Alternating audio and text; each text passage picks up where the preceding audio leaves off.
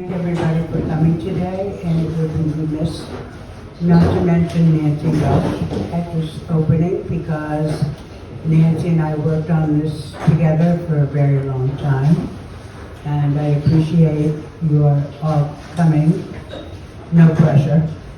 And I also told Doug at our recent meeting, when I was having trouble putting up the exhibit, which I hope you get to see today, that my knowledge of technology, being a preschool educator, is masking tape.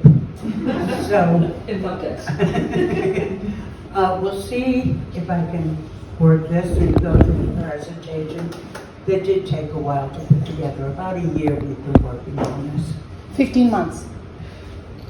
I'm counting. Good job. But who's timing it, right? Let's see. So, to start, I'm going to say that exploring the Morse family has been an adventure full of detective work. Many mysteries still remain, and I'm probably going to mess up some of it, but I'm sure people will correct me. Deeds, probate records, family histories, and old newspapers and photographs have all been used to try and tell this amazing story that spans almost 400 years. There's so many Sharon connections, not just the descendants that are present today, but those who may displace their home and who have shaped our country and our town. And this book right here is a perfect example. It's a Morse genealogy that was created by Reverend Abner Morse of Sharon, whose son Elijah Morse went on to develop Rising Sun stove polish. Let's find out. Okay, so Elijah Morse, while his father, a minister, was collecting family history, Elijah, at the age of 15, who was pretty much on his own, started manufacturing Rising Sun stove polish in a barn behind the Quaker Inn. The Quaker Inn is right there. It was on Depot Street, and it was torn down, unfortunately. And he went selling it door to door. He was a very savvy advertiser. He made little trading cards, one of the first, like we have baseball cards now.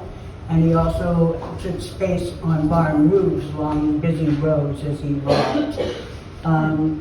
Later, he asked the town if he could continue making just stove polish, and they said, no, we don't want your manufacturing here. So Canton got the benefit of his fortune that he made after he returned from the Civil War. And after that, he served as a congressman. He also was very much for women's rights, and even though women didn't have the right to vote yet, he put the women in Canton on the Canton School Committee. Okay, we'll try again. Okay, sexy shoulder done. Let's go.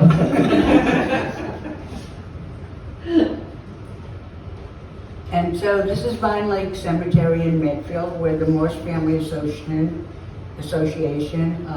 based on the work of Reverend Abner Morse, created a monument to the first members of her family that came to America in 1635. That association is now trying to solve the mystery of these two strange stones with holes in them, once believed to be the grave of their first ancestor. Could they be instead Native American graves that allow the soul to ascend through the hole?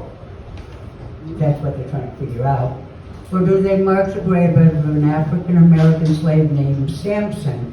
Because on one day, when the light hit it just correctly, they found a date and the name Samson.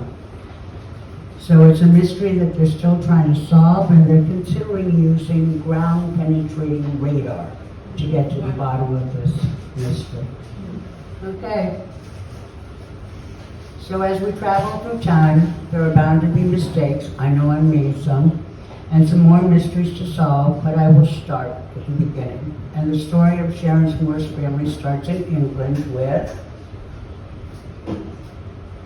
the Great Puritan Migration, which went from 1630 to 1640. In 1629, King Charles I dissolved Parliament and began the 11 years tyranny, which was the say that word for me. It was the motivation for the Great Puritan Migration. We can go on. Charles I was a high Anglican, and say that word for me too. And he embraced religious spectacle and persecuted Puritans. The Puritans who joined the migration were leaving stable economic situations for and their lives in corrupt England for an uncertain future and a land where they could build a city upon a hill, and they were led by John Winthrop. Oliver Cromwell openly criticized Charles. His taxes and the level of corruption in the Church of England, and the overall outcome of the English Civil War there was a trial and an execution of Charles I. Oliver Cromwell was instrumental in successfully leading an army that defeated Charles and restored Parliament. And our first Morse, here he is, Samuel. He was a soldier in the Cromwell's army as well as some of his sons. This is the Reverend Thomas Morse, father of Samuel Morse, who was active in the Braintree Classic. As you go through this presentation, you can find out that they weren't very original when it came to naming places. We have Braintree today. They came from England, in Braintree. You get it. So the Braintree Classic was a group of Puritan-minded ministers who met clandestinely to avoid persecution from the Church of England. Most of these ministers had sons who immigrated to the Massachusetts Bay during the Great Migration. Assisted by arrangements made by this Braintree Classic, Samuel Morse immigrated to America in 1635 at the age of 50. He and his wife Elizabeth came aboard the ship The Increase along with their son Joseph and 2-year-old granddaughter Elizabeth Daniel. Elizabeth's mother couldn't make the journey because she was about to give birth to Elizabeth's brother. Samuel and his wife Elizabeth Jaspers had 11 children. 7 of the children came to America, each on a different ship, bringing Samuel's grandchildren along with them. The ship's captain of the Increase noted in his log that a house frame belonging to Samuel was stored in the hull. Historians deduced that Samuel likely had an arrangement in place prior to his departure from England, indicating that he was destined to become the founding father of the new settlement, to be called Dedham. Upon arrival in Boston's harbor, Samuel and his family will travel up the Charles River to Watertown and spend the entire winter with Reverend Phillips. They stayed there until 1637.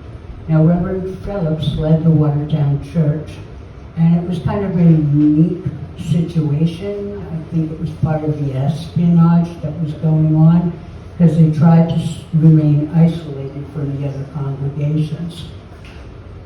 Now, genealogists use a numbering system beside a name to signify the different generations. This chart lists Samuel as 1, his children as 2, and to get to present day, the number is now up over 13. And I wish the Morse family had used a little bit more imagination when they were naming their children, because I got to Ezra at least 8 times in one generation, and it drove me crazy. But you'll see that there are seniors, juniors, and on and on and on. But you're going to be meeting all of them very shortly. But in order to get to Sharon, the one we're going to have to follow is the one John, who's designated by the 2. In 1637, Samuel, Joseph, John, and Daniel each became freemen and landowners in the newly established settlement of Dedham. You can go on. And in 1651, because they needed the marsh hay that grows along the Charles River, they created New Dedham, original, later switched to Medfield, the name. And when Medfield is created, Samuel, Joseph, and Daniel are among the first settlers, but John remained in Dedham. Okay? This is a little, excuse me.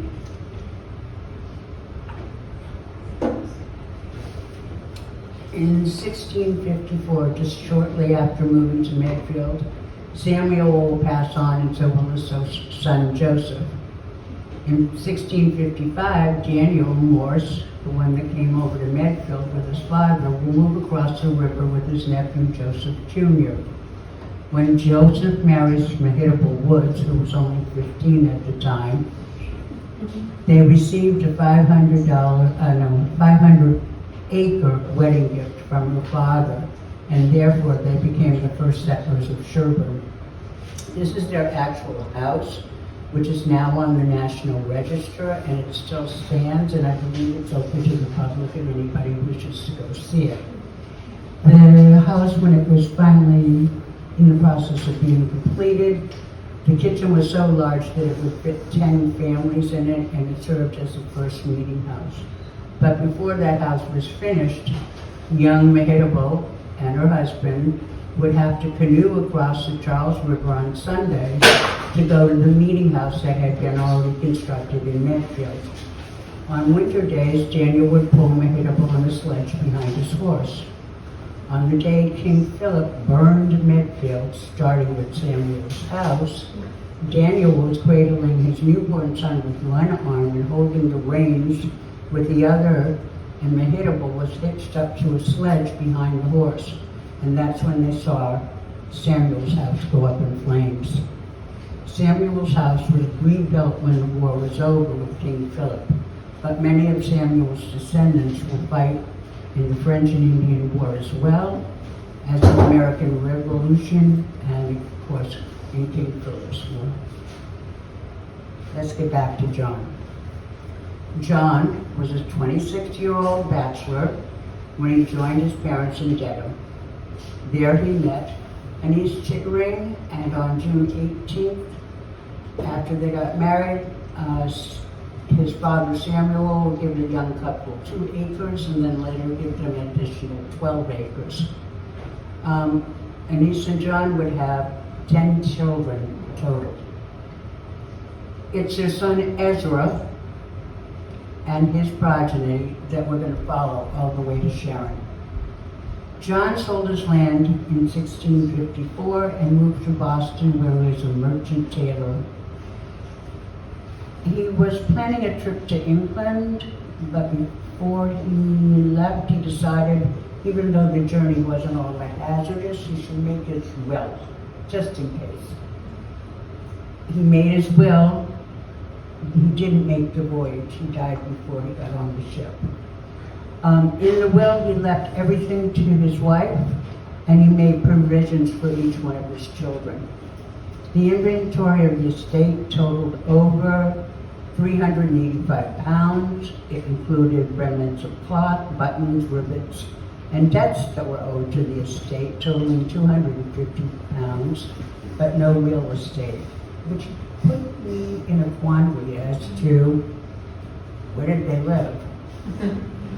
So this map of the most inhabited part of New England, made by Jeffreys in 1774, shows, and I love the spelling, Dedham, at the southeast corner of Boston, in a bend of the Charles River, and this is where we find John's son Ezra. Mills on the Mother Brook, which is what the Charles River was known as when it took that bend,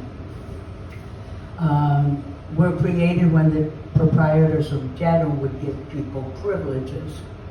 Ezra was granted a second privilege on Mother Brook, but relationships weren't so good because the first owner resented that a second mill was being built. And so when Ezra died intestate, his estate wasn't settled until 1692, and there was a lot of bickering going on.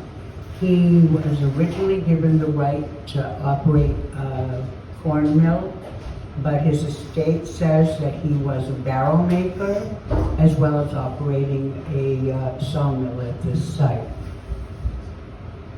The owner of the first privilege, like I said, wasn't very happy, and he caused so much friction that the town of Dedham, or the proprietors, just said, we don't want to hear from you anymore. And in 1699, the Morse dam that had been on Mother's Brook, and now it's Ezra Jr., not the Ezra we originally were following, was given 40 acres on the Neponset River by the area called Haasbrook in compensation. And they believed that that was Ezra Jr.'s idea. He would open a new mill there, which is now in South Norwood today, and in the deeds it says on the county road to Walpole. Now the deeds recording the passing of this land from father to son and brother to brother inched the Morse family closer and closer to Sharon. However, if you wanted to go for a nice walk one day, the Haasbrook Dam does still exist, and there's a nice walking trail around it, and that's in Southdale, also known as the Flats. So many deeds and manuscripts have been preserved by the Morse family, and these records tell the story of how the brothers and sons of Ezra Morse became Sharon residents. And also, so do the treasures found in their attic. I just like to say that we're very lucky that a lot of those records have been donated to the society. Okay, and up in the display upstairs are pictures of those treasures that were found in the trunk, so if you take a time to look at them. Captain Nathaniel Morse was the grandson of Ezra Morse and son of John Morse. We're up to the third generation. He was a Revolutionary War soldier who's buried in West Cemetery. His house once stood on the corner of Moose Hill and Walpole Streets. He married Susan Bacon, and all their children were born in Sharon, but the house doesn't exist anymore. Colonel Ezra Morse, I can't say it. Ezra Morse, his house was built in 1780. He was also a Revolutionary War soldier. It was on Walla Street in Sharon, but it was demolished and 2 new houses were built on the 6-acre lot. Despite the best efforts of 2 historic commissioner members, Shirley Schofield and Dave Martin. And Dave Martin has a personal connection to the property, being a descendant of the Joseph Morse, who went and settled children.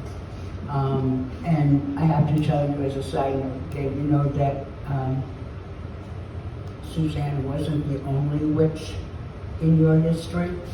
There's also a mention that by one of the people in the Morse Association that there's an Anna Babcock that was accused of witchcraft, but she died in house arrest. So you'll have to go investigate that. Just in case people don't know, this is Dave Martin. That's the young guy in the picture with Sharon. They were trying to say that properly, and they were very active on Sharon Historical Commission for many years. This is the home of Gilead Morse, another Revolutionary War soldier. That house still stands. It's a photograph and as well as a painting. His powder horn is just one of the many treasures that were found in the trunk of the Morse family's property at 111 Morse Street. This one is actually at 317 on Massapog Avenue. He was the son of John Morse and Mary Kyle. He was the father of William Morse and the grandfather of Bushrod Morse, both of whom were born in this house. Bushrod was the chairman of the Sharon School Board, a member of the Massachusetts House of Representatives in 1870, 83, 84. He served on important committees, being chairman of the Committee on Probate and Chancellery. He was a member of the Democratic State Central Committee. He was candidate for president in 84 and 88. He was a delegate to the National Democratic Convention in 1880. He became a candidate for Congress in the 2nd District, and he was also arrested for swearing in court. He was a strong supporter of the suffragette movement and of Lucy Stone. In fact, the Sharon Historical Society has in its collections written by Lucy Stone to Bushrod seeking his assistance, and then more correspondence where Bushrod presented things from Lucy Stone to Sharon's suffragette league. In an autobiography, he claimed to be related to the inventor of Morse code. And he is, but to trace those roots, we have to go all the way back to the 1600s, and it would take too much time. However, there is a letter from Samuel Morse to his Sharon cousin that exists in our collection. If you'd like to see it, maybe we'll take it out for you someday. Now we're going to get into some of the deeds. This deed is from Joseph Morse to Lewis Morse, and it was dated April 1st, 1801. And it lists all the bounds of the next house we're going to see. This is when Major Joseph Morse, who was the son of Ezra, and the father of Captain Joseph and grandfather of Private Joseph Morse, who were all soldiers in the French and Indian War, they sold to Lewis Morse, the great-grandson, time's up, 111 acres. And that's when Lewis Morse built the house at 111 Morse Street, which is ironic that it had 111 acres. Just coincidence? I don't know. Anyways, Lewis Morse Jr. and his sister Elizabeth were born in this house. Robert Morse Sr. and Jr. were born in this house, as were Nancy Welsh, Susan Little, and Richard Morse. And these swords and old newspapers featuring Abraham Lincoln could well belong to Lewis Morse Jr., for he did receive a Civil War pension. Do you mind if I interrupt a little bit? Mm-hmm. I assume that many of you know about the history of Sharon, but Morse Street, we are talking about Morse Street when you drive like down Hasselbrook Avenue, you turn left. That's where the 111 property is. And across the street is many acres that they don't, I don't know if you will talk about it. But also, we were going to talk about that. But and Dick Morse is the 7th generation now? So Dick Morse, the excavating business, is the descendant of Morse family. Lewis Jr. at his demise had built that 111 acres to over 700 acres. It was the largest farm in all of Norfolk County, and that's Lewis's Bible, but you can see a picture of it upstairs. We can go on. Lewis Morse Jr.'s sister Elizabeth married Sanford Waters Billings, and together they had 2 children. He was a strong advocate for education. He served in the Massachusetts House of Representatives, and he founded the Stokenham Institute in 1861, where he served as its principal for 15 years. Then he became principal of the first Sharon High School, and he served there for 14 years. But what's more important is that he passed legislation that allowed towns to buy books for students and loan them to them, and rather than having parents have to buy all their textbooks. And Sharon was the first town in Massachusetts to take advantage of that act. And this house still exists on Billings Street? It is 63 Billings Street, yeah. The death of Lewis Jr. in 1897 was mourned by the entire town. Never seeking political office, he stepped up when needed and served as a selectman, an assessor, member of the school committee, and many other jobs when asked. He inherited the farm from his father. When he acquired it, the farm consisted of 300 acres, and at his passing, as I said, it was over 700, and he passed this on to his son, Robert Morse. Like her husband, Sophia Pratt Morse was also mourned, and I'm going to talk about her a little bit later. Robert Morse, his son, he's right here, would be the next one to inherit the farm, and during his lifetime he would experience 2 world wars. For both wars he was drafted, but was classified as essential personnel, which meant he was needed to stay on the farm and supply the country with food. His son, Robert Morse Jr., was only 2 when the First World War occurred, but like his father, was drafted during World War II, and like his father, was classified as essential personnel and remained on the farm. And this is Sophia pictured with her son and grandson. Robert Sr. worked the farm in the forest, and you can note the prices for fuel. 2 barrels of safety oil is $3. 100, I don't know quite what they're measuring, was $11.50, and 1 barrel of gasoline, $7. Now compare that to the prices being paid for milk and produce. 31 quarts of milk was $2.48. How do you make a living doing that? Well, the Morse's farm had on average 20 to 25 dairy cows in production, the milk from which was sent daily to Crescent Ridge. Originally, all milking was done by hand twice a day. This is the Morse family. Bob was holding his son, Richard. Next to him is Nancy, his daughter, wife Ethel, and his other daughter, Susan.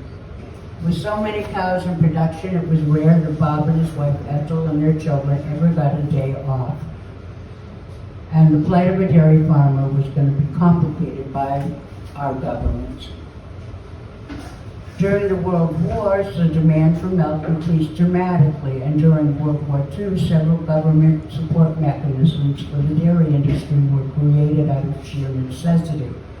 But by 1983, with the Dairy Production Stabilization Act, farmers were actually receiving direct payments to decrease their milk production, and under the milk diversion program, the U.S. government was paying farmers to slaughter or export their cows and get out of dairying for at least 5 years. And in 1963, Bob, at the age of 47, starts to think about his future and the future of our planet. And he creates Sheep Rock Hunting Preserve, thereby converting some of his farmland into conservation land. And this is a very interesting program. Do you guys hike Morse land in Borderland? Morse Trail? So that's the land that was donated. Excuse me. The cropland conversion program recognized that land that had been used for agriculture was drastically transforming the Earth's surface. There were concerns about whether global agri-food systems could be met, and food demands were erasing the biodiversity, and so there was a movement for conservation. Simply put, agriculture was affecting our environment and the services that our environment creates so that humans can exist. In order to do a cropland conversion, there had to be areas of grass, tree, wildlife plantings on fields previously used for crops. They were hoping that this would improve water quality, reduce soil erosion and pollution. So Bob Morse was the first one to convert farmland to conservation land when he created Sheep Rock Shooting Preserve. And this is Bob pictured with Mr. Philip Weaver from the USDA, inspector of the cropland conversion program, and behind him is Sheep Rock. And that picture was taken in 1963. The preserve had to have over 100 acres of fenced land and water and food for the birds that were going to be released back into the wild. So Bob and his crew are overlooking the plans for the preserve. And I love this picture. Of all the pictures I saw from the Morse family, this is my favorite, because if you look up over the cab of the truck, you will see his son, who doesn't need a map. He's pointing the way and saying, "Come on, what's wrong with you? I know what we need to do." By making a dam and converting the land to a pond, Bob was able to meet the requirements for the water that the future birds would need. So see this land? Now look at it. He created the pond known as Dead Swamp or Stump Pond today. And this is Bob with many birds he's going to release into the habitat that he had just created for them. Sheep Rock Hunting Preserve officially opened on the 5th of October in 1962 and was the first shooting preserve in the state. But why is it named Sheep Rock? Because when his oldest daughter heard that there was a stray sheep lost in their woods, she created a sheep out of material she found on the farm, hoping it would lure the stray. Her loving father took a ladder and some cement out into the forest and placed her decoy on the top of that rock you see behind them. And so that is why it became Sheep Rock Farm, in an attempt of Nancy's to keep that sheep from being astray any longer. In 1985, Bob and Ethel Morse sold 170 acres to be annexed to Borderland State Park, and in 1994, the couple gave the state park an additional 70 acres. They and their family were honored for the gift in 2002 by the Sharon Conservation Commission. This land now encompasses what is Morse's Loop, following the trails that Bob created in 1963.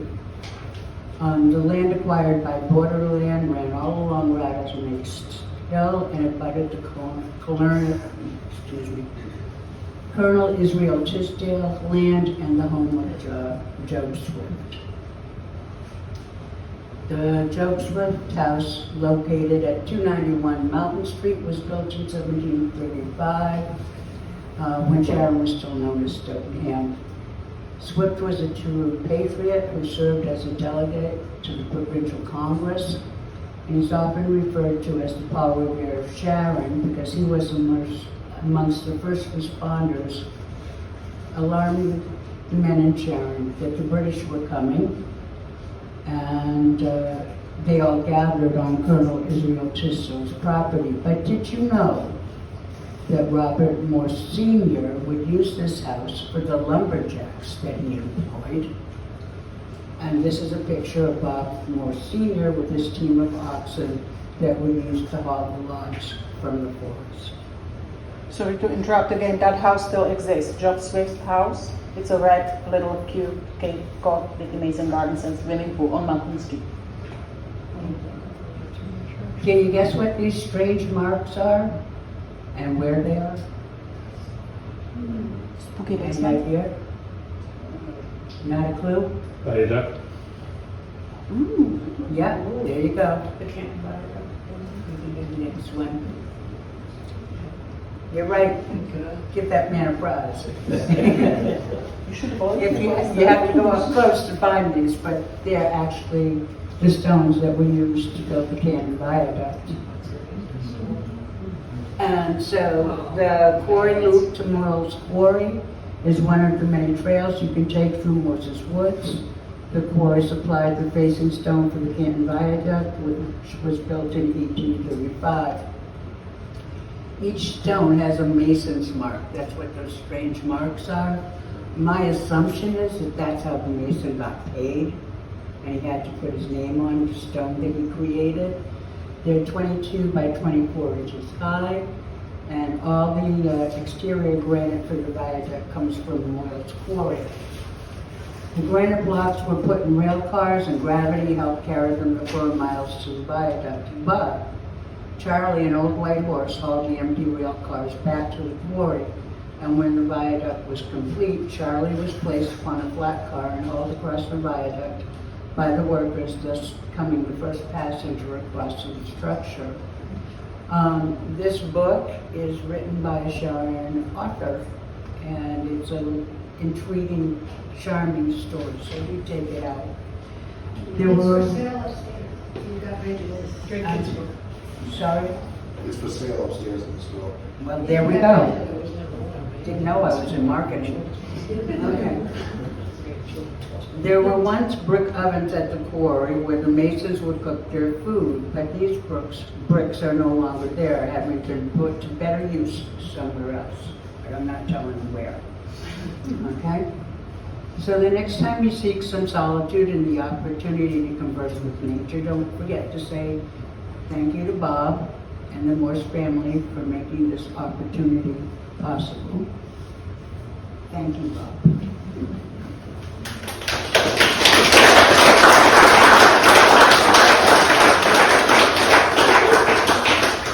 I hope you enjoyed the presentation, but I would be remiss if I didn't include some of the other acts of kindness by other Morse family members. In particular, I refer to a letter sent to the family by a woman whose grandfather was orphaned as a young boy and put into foster care. Here in Sharon, he was given a job working on the Morse farm and a Bible by Sophia. And in the Bible, this young man began to record his family's history. And so the descendants of his expressed their appreciation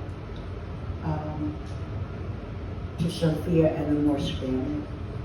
Also a young girl, Betty Spears, who had dyslexia before it was known as a diagnosis and a disability. As a grown woman, she wrote a book, and in it she acknowledged the many times that she spent with Ethel, who would take her on walks into Morse's woods, and let her regroup and taught her a great deal about nature. There are so many other stories because the Morse family has a legacy that continues today.